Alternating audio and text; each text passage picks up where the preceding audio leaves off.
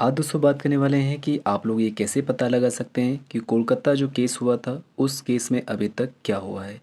तो अगर आपको पता करना है कि कोलकाता केस में अभी तक क्या हुआ है, सुप्रीम कोर्ट ने अभी तक क्या किया है और उस केस का स्टेटस अभी क्या है, तो उन सब चीज़ों को आप लोग पता लगा सकते हैं। तो कोलकाता दोस्तों जो केस है वो सुप्रीम कोर्ट में चल रहा है।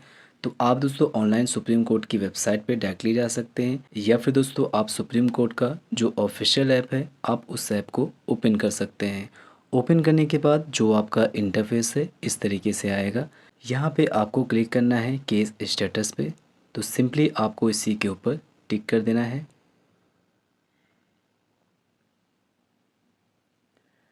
अब इसके बाद यहाँ पे आपको डे नंबर को डालना होता है। तो सिंपली हम यहाँ पे डे नंबर को फिलअप करेंगे। तो यहाँ पे आपको केस स्टेटस को चेक करने के लिए आपको यहाँ पे कुछ चीज़ें रिक्वायरमेंट होती हैं। सपोज़ यहाँ पे डे नंबर लिखा हुआ है और यहाँ पे केस नंबर लिखा हुआ है। तो आपको दोनों में से एक चीज़ आपको पता होनी चाहिए। दोस्तों पिछली वीडियो में मैंने आपको बताया था कि अगर आपको डे नंबर या फिर केस नंबर नहीं पता है तो आप केस को कैसे ढूंढते हैं।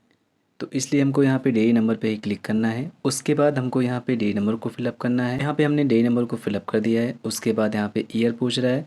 तो दोस्तों इसी साल की घटना है 2024 की, इसलिए यहाँ पे हम 2024 ही रखेंगे। इसके बाद आपको नीचे ऑप्शन मिलेगा व्यू केस स्टेटस का। सिंपली आपको इसी के ऊपर टिक करना है। इसके बाद दोस्तों आपका ये जो केस होगा, जो कोलकाता केस था, वो आपका यहाँ पे आ चुका है और यहाँ से आप इस केस के बारे में सारी जानकारी को ले सकते हैं।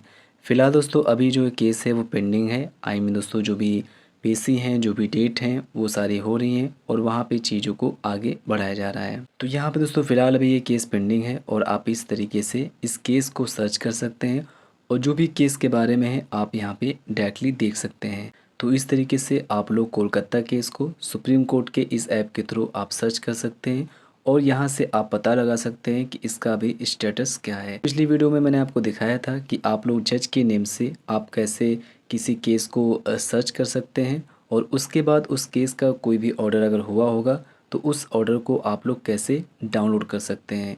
तो इस केस का दोस्तों मैंने एग्जांपल दिया था वहाँ पे और इस केस के बारे में जो भी ऑर्डर हुए हैं उनको दोस्तों मैंने उस वीडियो में दिखाया है। तो अगर दोस्तों इस केस के रिलेटेड कोई भी ऑर्डर हुआ है सुप्रीम कोर्ट से तो उसको कैसे देखते हैं और कैसे डाउनलोड करते हैं वो दोस्तों मैंने उस वीडियो में स्टेप बाय स्टेप आप सभी को बताया है।